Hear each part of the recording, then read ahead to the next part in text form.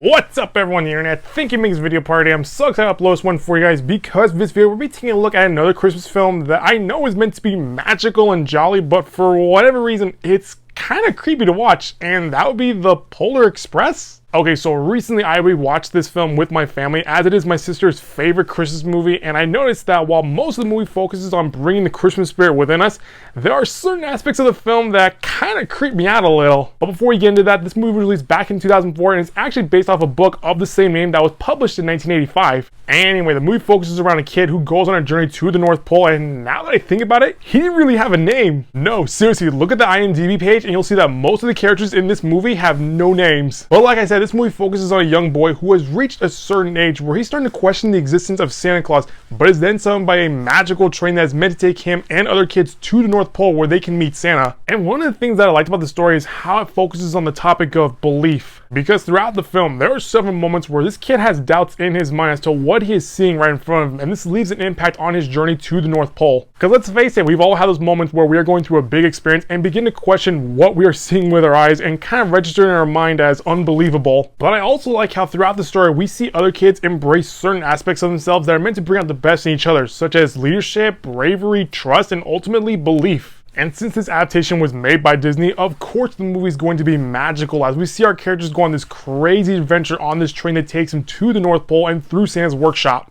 Also, because it's Disney, you can expect to hear some catchy songs to sing along. With that being said, while I enjoyed most of the movie, there are still some things that kind of bothered me from a technical standpoint. Because the movie released in 2004, performance capture was still coming a long way after making its debut in the Lord of the Rings trilogy, and you can see how sometimes the characters in this film look a little disfigured. Granted, Disney would do a much better job with their take on A Christmas Carol, but for this film, while the adults look kind of decent, the kids and elves look a little bit off, which leads us to what I think is the most creepiest aspect of the movie, and that would be the Christmas elves. I'm sorry, but there is no excuse about how these things were designed by the filmmakers. Because when you think about Christmas elves, you typically imagine little people with pointy ears who also have a face that has a childlike nature to it that makes you believe that these people are magical. That's not the case for this movie. I don't know who was in charge of character design, but oh my god, these things sort of remind me of an angry taxi driver. Even their voices are pretty disturbing because you'd think that a Disney Christmas elf would have an upbeat, high-pitched, joyful voice,